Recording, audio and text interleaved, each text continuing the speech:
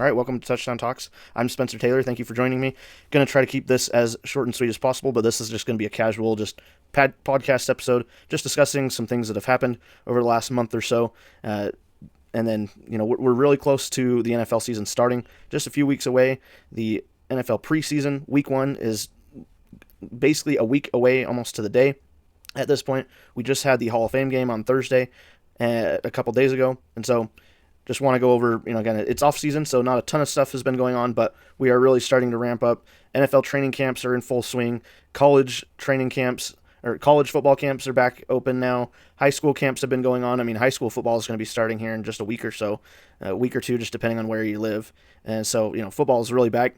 I mean, we have only had the Hall of Fame game so far, but hey, at least if you didn't watch that, sure, it's an exhibition game, totally pointless. It's more about just celebrating the Hall of Famers that made it into the Hall of Fame this year. But hey, it's still a portion of the football game. We didn't even get the full game this year due to weather. But either way, it was still football action, and now we're really pretty much, got over half a year where we're basically going to have football of some kind every week. So even if those are just some of those just exhibition games and that kind of thing.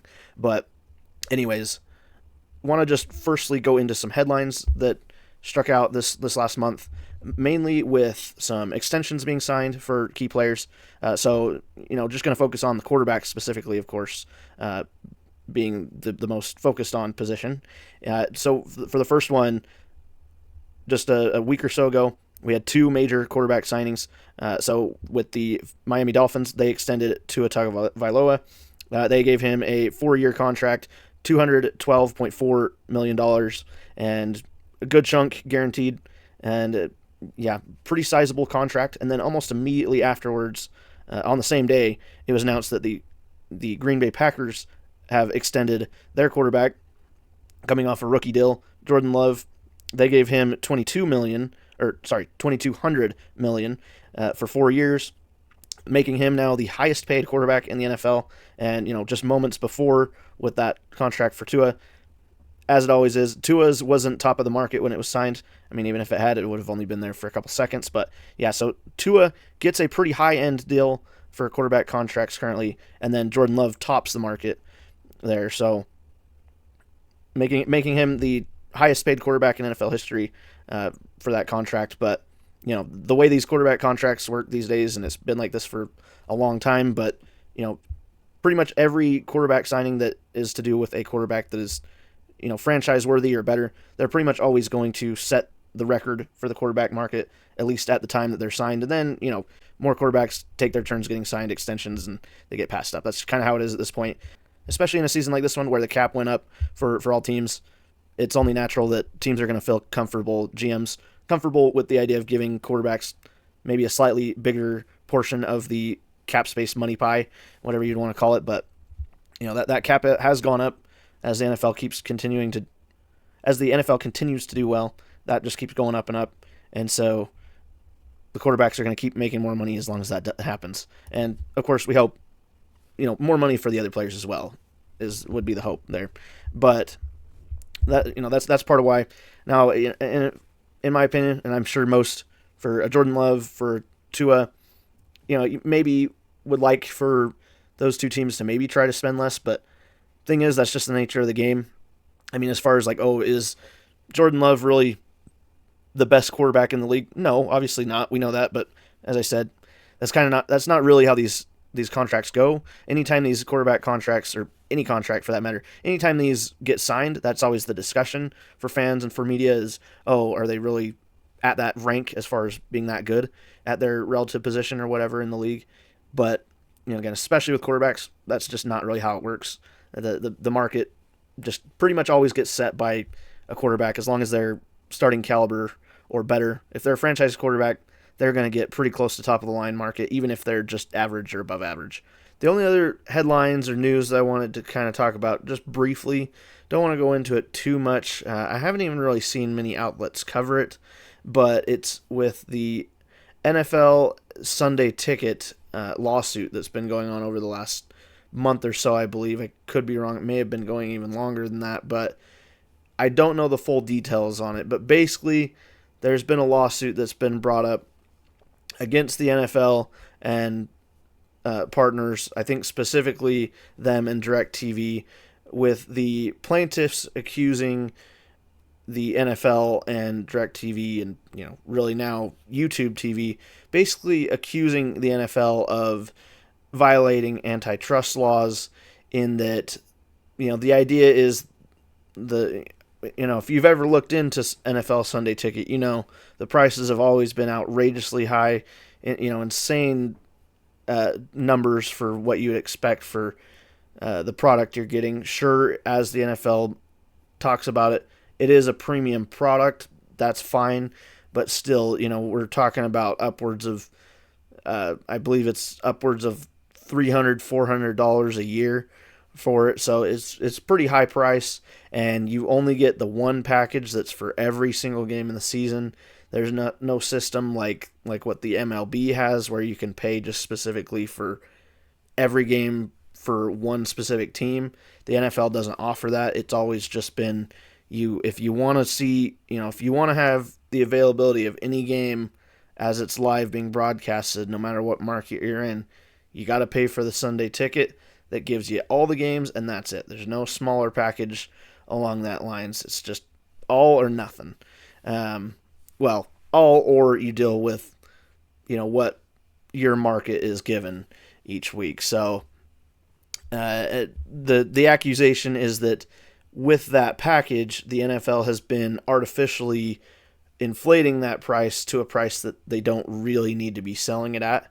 And so those are at least the accusations. And of course, there's been a court case going on with it, and back and forth. I'm not here to discuss too deeply on that. I believe Mike Florio from NBC, owner of Pro Football Talk, he's spoken about it. He's really the only major media personality that I've seen even discuss the topic all that much. I've seen articles from other places, but not very much. Some media outlets may not want to cover it out of respect for their relationships with the NFL, may not want to offend the NFL or anything. And, also it's complicated stuff. But Florio, of course, is a former lawyer, so the main takeaway that I've gotten so far is that whether this lawsuit actually ends up going anywhere, and I mean, of course, the NFL, they've got plenty of resources to fight court cases and things like that, so they very well may win the case. But regardless, the point is, as I mentioned, the MLB, for example, has other packages that are more affordable and do have the availability of just, to make it a little bit more affordable. A fan can just pick to buy the package for their specific favorite team, or they can go for the more pricey package and go for the whole league one. Now, to be fair to the NFL, they do at least have things like NFL Plus, where you can get that and you can watch any game you want on replay after it's happened, but you can't watch it as it's going live. So that would be the desire, of course, would benefit all fans, and so hopefully maybe down the line in the future, this stuff happening maybe encourages them to look into going that route, but we'll just have to wait and see on that. The next thing I wanted to talk about really quick is the Netflix receiver series that came out a couple weeks ago. Last year, I went over the Netflix quarterback series. That one I went a little bit more in depth on. I do want to say it was still really good. I enjoyed it. If you're a big football fan, you want to, even if you're a casual fan, if you want to just see more of the behind the scenes, you want to see who these guys are, these athletes, you want to get to know them a little better, kind of see the more human side of things, I would definitely recommend it. Again, it's just on Netflix, so most of us have Netflix these days, if not, somebody that does. But it's a pretty short series. It's 8 episodes, just like the quarterback series was last year. They're all pretty good length episodes, though. They're all close to about an hour, a little less than that, but they're pretty good. I would say off the top, this time around, they went with receivers and not just wide receivers. They did receivers, and then receivers as kind of a blanket term, most of them being wide receivers, but then they did also include one player, not a wide receiver, rather a tight end, that being George Kittle. And it was a pretty good group of athletes to pick from. But one feedback I would have for this time around is that with last year with the quarterbacks, they just did 3 quarterbacks: Patrick Mahomes, Kirk Cousins, and then Marcus Mariota. And with them doing it that way, it felt like the show had more time to focus on each individual athlete. And I mean, of course, I don't know. Maybe the athletes liked it better than this way. That's quite possible. But I don't know. It also might just mean that they still filmed the same amount for each player, but they just had to edit more down and cut more out for each one. So I don't know. Again, maybe the players will have liked that better this way around. But at least as a viewer, at least with some of the athletes in this one, it just felt like we got less time with some of them, and there were certain parts of the season where I would have liked to see more. For this series, they had Justin Jefferson with the Vikings, Amon-Ra St. Brown with the Lions, Deebo Samuel and George Kittle, both with the 49ers, and then Devontae Adams with the Raiders. And again, I liked the picks for what athletes they went with, and it was also kind of interesting having two of those athletes be on the same team. I also thought it worked out really well with that combination of athletes in that four of them are on teams that are in the same conference: the Vikings, Lions, 49ers. You had those three teams. You have all those three in the same conference, and it just so worked out that all three of them played at least one time this year. Of course, Vikings and Lions playing twice as division rivals, and then you had the Raiders, who, even though they're in another conference in the AFC, they actually played a couple of the teams in the NFC this year, so it worked out where you had quite a few times where the show was able to give us a view of both of the athletes they were covering going against each other. So that was kind of cool. But again, there were some of the athletes that felt like they weren't able to focus on enough. Specifically, Deebo Samuel, it seemed like for the 49ers, they focused a lot more on George Kittle. I mean, I think for logical reasons, it may have very well been how Samuel and Kittle wanted it. I mean, Kittle seems like a very fun, very hilarious type of guy, very outgoing, very energetic. So I'm sure Kittle enjoyed doing this to some extent, whereas Deebo Samuel seems maybe a little bit more of an introverted type of guy, maybe a little bit more private. Also, Kittle is married but doesn't have any kids yet, and Deebo Samuel does have a couple of kids, so maybe that played into it. That might naturally make you not want to be being covered and recorded for reality TV as well. But yeah, and then like with Jefferson, Amon-Ra St. Brown, they covered them pretty well. But even with Amon-Ra St. Brown, there were some times that kind of felt like I wanted a little bit more. You have the interesting dynamic of the fact that Amon-Ra has a brother in the NFL playing receiver for the Bears, and so that was an interesting dynamic. They were able to show that, and their parents are both pretty interesting. So they definitely gave us that, but it was a very fun family to follow, and so wouldn't have minded seeing more of them. But again, when you got 5 athletes to cover throughout the season, only 8 episodes, you're going to have to cut out some things here and there. This show was produced by Peyton Manning, as was the show last year with receivers, but I did think it was kind of cool in the intro in episode 1. They started out with Peyton Manning doing the intro as if it was just the same as last year, but then they had Randy Moss come in, who also produced the show this year, and had Randy Moss come in, do the intro for the receivers. So that was pretty cool in that first episode.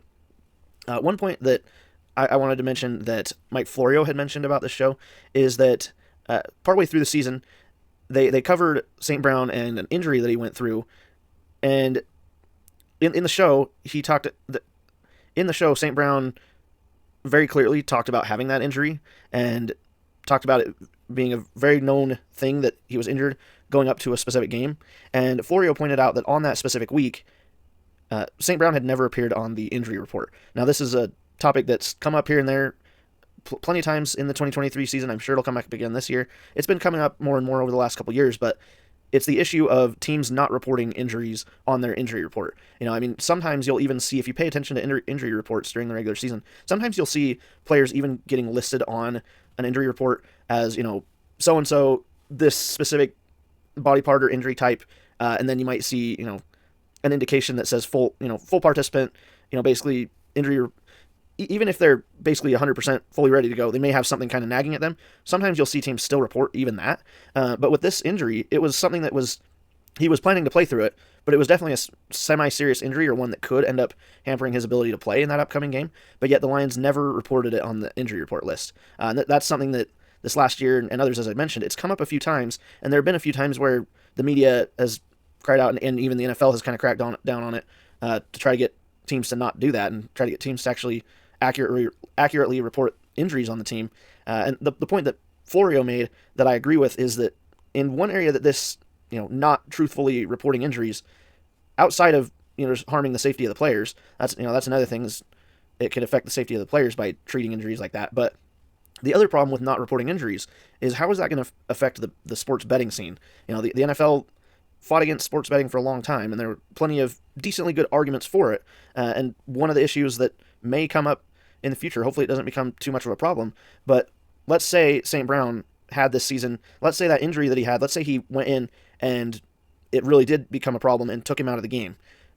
Okay, so he goes out of the game, and again, it was an injury they knew about. It was something that was nagging at him before the game from the previous week, or from a previous week, and yet they didn't report it. Now, of course, before that game, there would have been betting lines on things like his touchdown, how many touchdowns he would have gotten, how many yards he was going to get. So if somebody bets, say they had his betting line at 72.5 for yardage that game. What if he gets injured on the first play of offense and he is only gets 2 yards or something, and that's it? And somebody bet the over, thinking he was going to go off, but they had no bettors had any knowledge, and maybe even the sportsbook had no knowledge of him being injured, and that bettor just got cheated out of that money because they didn't have fair information on it. And even more so, the way that this could become a problem is, okay, so it's not getting reported on the injury list, but what if there are people that are close to the Lions or close to St. Brown that did know he was injured, and those people go and bet on his under, knowing that he's not 100%, and knowing that he might not reach that line that's been set by the sportsbook. So that creates a very sketchy territory where that could create a lot of controversy if something like that were to happen. Say St. Brown had gone down, and say it came out after the fact that the Lions had known about it, had not reported his, the stuff that was bothering him, and then it came out, later in the process, maybe it came out that somebody close to the Lions or St. Brown had bet on his under, something like that. That could be a huge problem.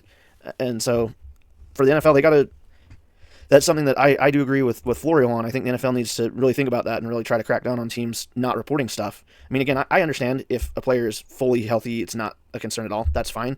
I mean, again, sometimes even that gets reported. Even sometimes when it's something really small, teams will sometimes actually report that stuff.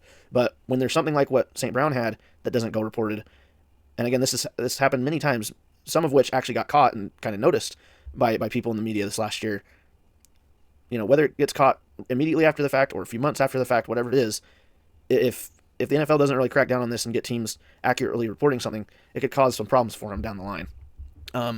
Another thought I had from later into the show, when you get to episode 5, and with each episode, I did also like the titling they had for each episode. Thought each title matched pretty well with whatever it was that was happening in that part of the season for most of the athletes being covered.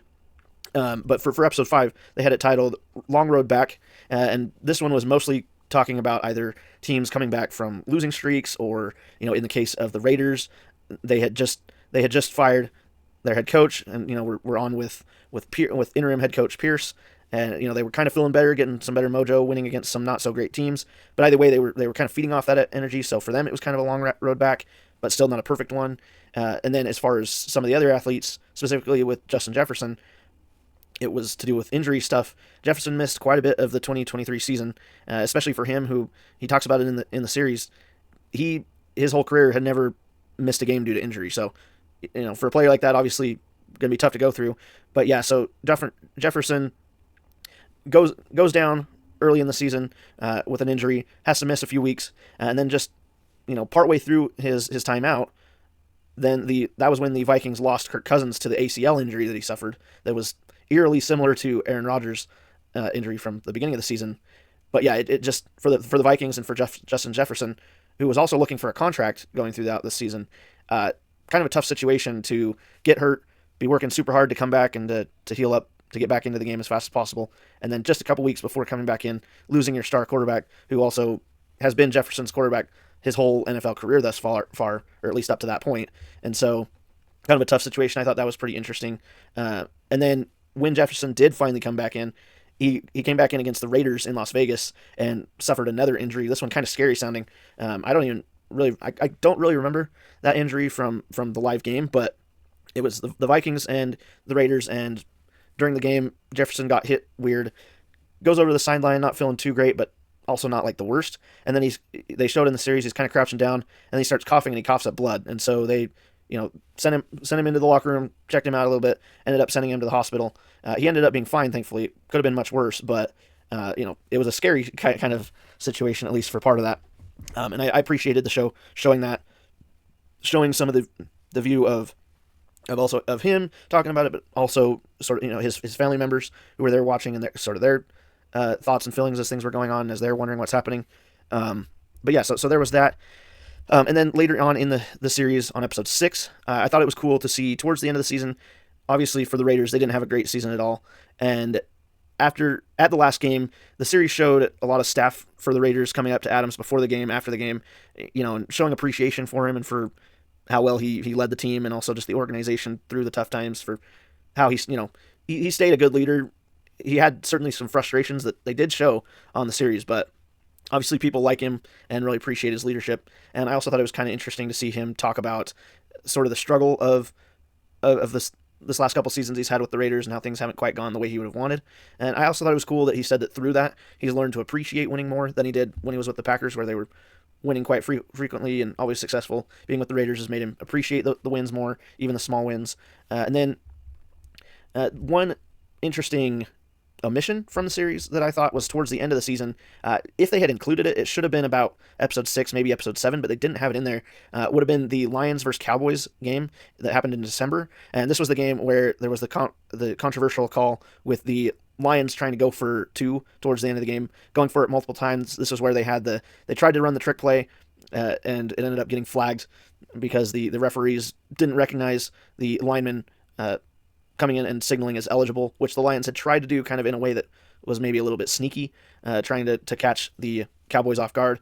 But of course, it got flagged, got called back. Because of that, at least one of the key things, though the Lions ended up losing that game, it didn't really end up hurting them all that much as far as playoff seeding in the end, but it was still a pretty controversial moment. And they did show it in other games, but that one would have been a good game to show the kind of the controversial, or just the talking points around the lines of, were they going for it on 4th down and things like that too much?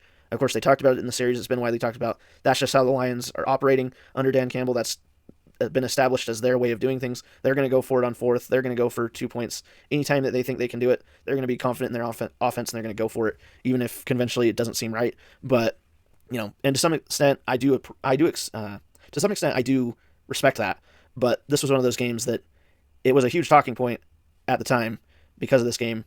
And it was one of those that I felt like the show missed out by not showing it. But again, it may have just been something that they figured didn't really end up mattering too much in the end. And, they showed enough of that stuff in some other games, so they probably figured they could cut that. And now going to the last episode. By the last episode, of course, they were mostly just focusing on the 49ers, being that the 49ers and the Lions, the last episode was really the conference championship weekend and then the Super Bowl. And so, of course, the Lions and 49ers actually playing each other there, which was pretty cool for the show. You got to see St. Brown going up against the 2 49ers players, Debo and Kittle, that they had on the show. So you had 3 players being relevant all in the same game, to some extent, some maybe dealing with injury, but all there. And with that, early in the second half, the Lions had gotten a stop. They showed the St. Brown family saying kick the field goal, and of course the Lions went for it.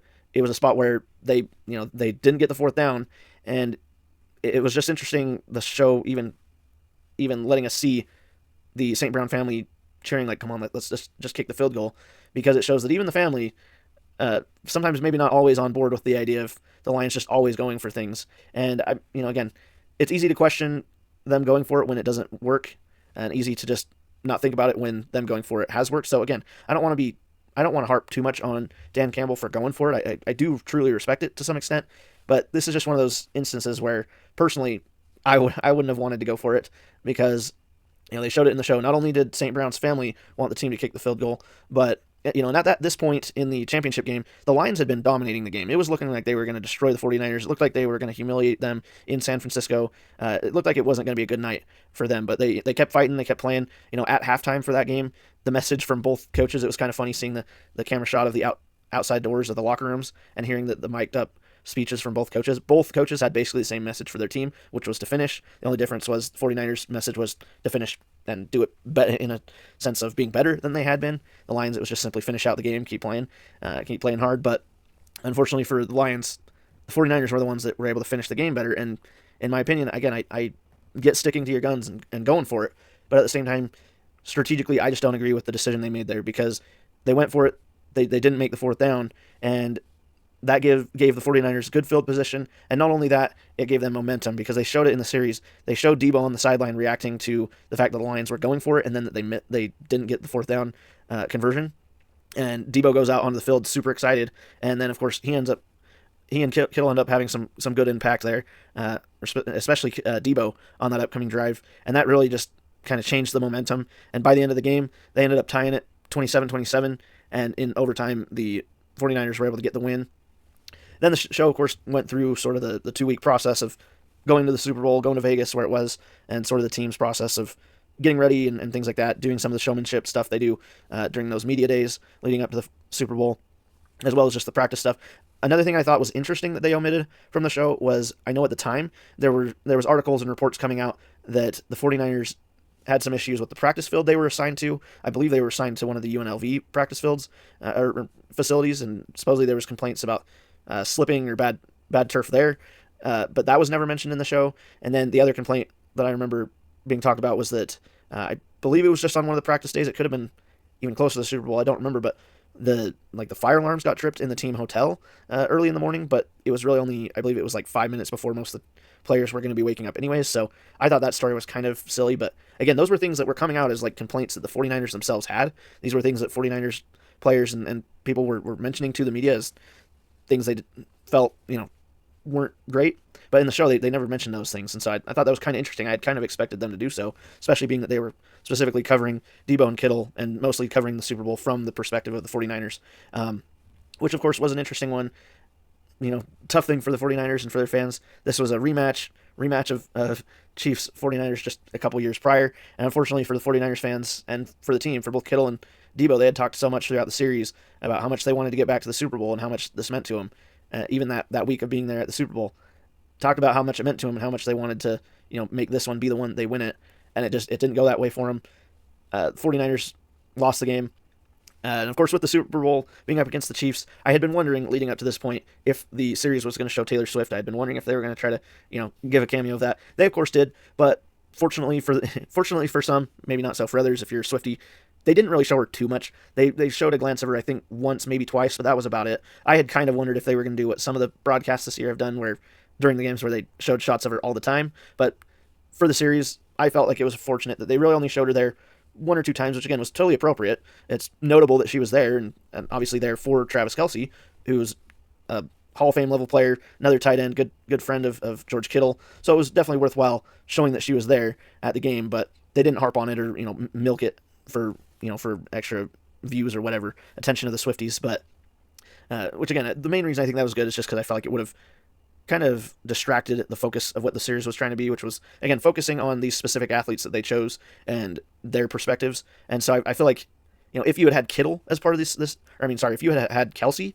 as one of the receivers in this series, then yeah, it would have obviously made sense to talk a lot about Taylor Swift, and that would have been totally fine, honestly. But because it was Kittle that was the tight end in this, not Kelce, it made sense to not really focus on that, because sure, Taylor Swift's famous.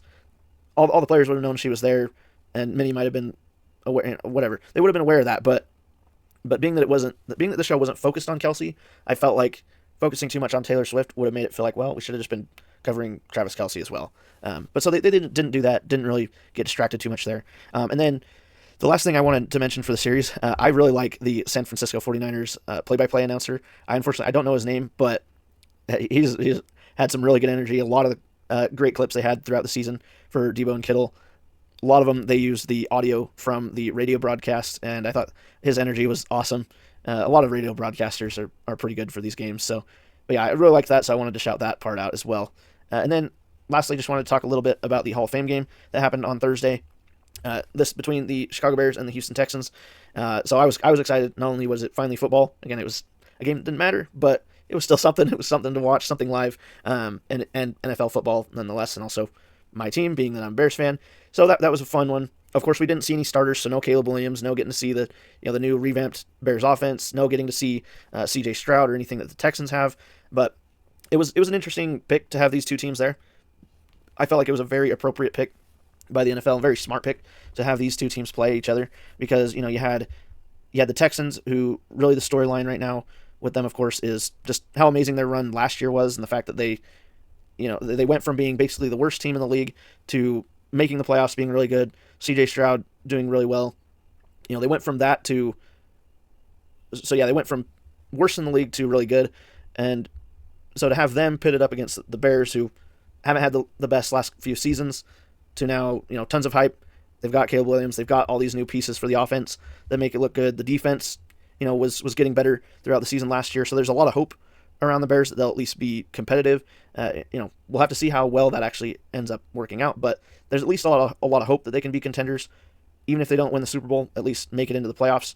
I've seen a lot of people truly believing that. Obviously, as a Bears fan, I want to believe that, but I'm also trying to temper expectations. But I am very optimistic. I think the changes the Bears made were really good. I think things really worked out for them, even luck-wise. Obviously, that trade with the Panthers, especially if Caleb Williams does work out, that trade with the Panthers is going to look like one of the best trades of all time. But even without Caleb Williams working so far, or at least without us knowing what's going to happen with him, it's still one of the most interesting trades because of all they got for him and the fact that things worked out perfect for the Bears, where they get the Panthers' first round pick of this year, and the Panthers end up being last, and so the Bears end up getting to use the first overall pick of the NFL draft while not necessarily being the worst team in the league, and then also getting their own pick. So they were able to take Caleb Williams and a star, hopefully star receiver in Rome Odunze. So got those two. They've got the veterans that they brought in and signed, and those that were already there, like Cole Kmet. So the Bears offense should be exciting. And likewise with the Texans, had a great season this year, have made plenty of good moves as well this offseason. So they should both be really good teams. I know for the AFC, I believe the Texans are, for sportsbooks, I think the Texans are like third or fourth favorites to win the AFC championship. So that's obviously a lot of confidence from sportsbooks there. I mean, they're really only behind, I believe it's obviously the Chiefs, and I think the only other teams ahead of them for the sportsbooks right now is I think it's maybe the Bills and Bengals, or I think one of them is the Ravens in there, but I want to say it's the Bills and the Ravens that are ahead of the Texans. But still, for the Texans to go from bottom of the league a couple of seasons ago to really good to now really high expectations going into this year, my hope is that the Bears can kind of mirror what the Texans did, and that was talked about on the broadcast during the game. The game ended in a score of 21-7. The game didn't even fully finish. We only got mostly through the third quarter, and then the game got suspended due to rain and thunderstorms in the area, and then not too long after, the NFL just agreed to terminate the game. Again, it's Hall of Fame game, doesn't really matter. I mean, it's not even part of the normal preseason even, really, so it is technically preseason, but it's basically an extra preseason game for the two teams, so it's a game that doesn't really matter. It's gotten canceled plenty of times over the last few years. But yeah, so it ended up with 21-17 for the Bears win. Again, starters didn't really play. As far as stats or anything, nothing too crazy. I did find it interesting with the quarterbacks that played for each team.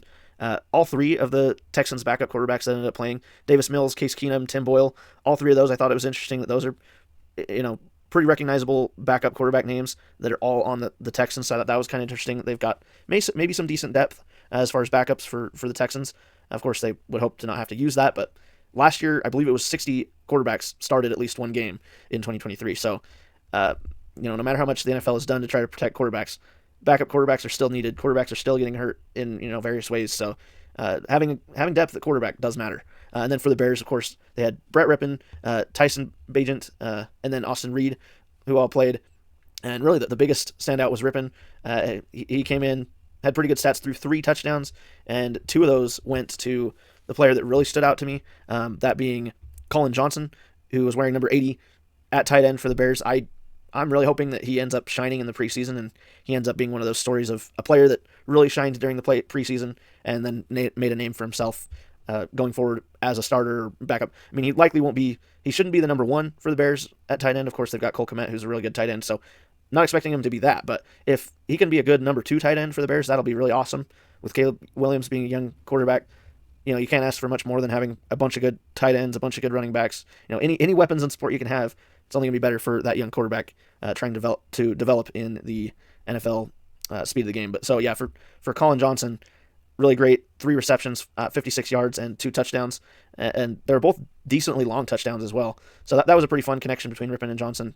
But whatever happens with each player, it's certainly, even though the preseason doesn't matter, the one thing I always like to look for each season in that preseason is look for what players stand out, because it's been talked about plenty of times. Not every star player that we see is one that got drafted highly. Some of them got drafted really low in the draft. Some were even undrafted, and sometimes players that end up getting talked about are ones that for years had to fight on the practice squads and things like that, had to play a lot in preseason and earn themselves a starting job or a position where they can make a lot of plays in the games that actually matter. So these games, they might not matter for us fans or for the teams in their actual standings, but these games really do matter for those players who haven't earned themselves a top spot or even just a spot on the main roster. So for at least for the Bears, Colin Johnson's one that I'm definitely going to be paying attention to this next few weeks. But that's really all I had to go over for this episode. It's been plenty long enough. We do have the HBO series coming just in a couple days. It's going to start premiering. That'll be Hard Knocks with the Bears for training camp and for the preseason. So I'm really excited for that. Excited to see that start coming out. The Bears have never been on Hard Knocks, so I'll be excited to watch that. I really don't ever watch Hard Knocks when it comes out. I've never been a huge fan of it. I've always kind of not wanted the Bears to be on it. If they hadn't been on it this year, I would have been kind of okay with that. But I understand why they picked the Bears this year, obviously with Caleb Williams and all the excitement they have around other players they brought in. So, I would have been okay if they hadn't been on it because it would have been less of a distraction for the team. But hopefully the team is able to manage the, whatever distraction there is from having crews around for this series. But either way, I'm going to take advantage of it and enjoy it. I'll probably share my thoughts on it. But either way, I want to thank you for watching this episode thus far. If you've made it this far, you're amazing. Drop a like on the video, subscribe if you can, hit the notification bell, and I'll see you very soon for more videos. Again, football is back. You're going to get a lot more content from me, way more consistently. Content like this, just talking in more long form. And then I'm planning on doing a lot more short form videos, more things for fun. And then, of course, once the regular season actually starts, we'll be in completely full swing. But until then, thank you, and I hope you have a great day.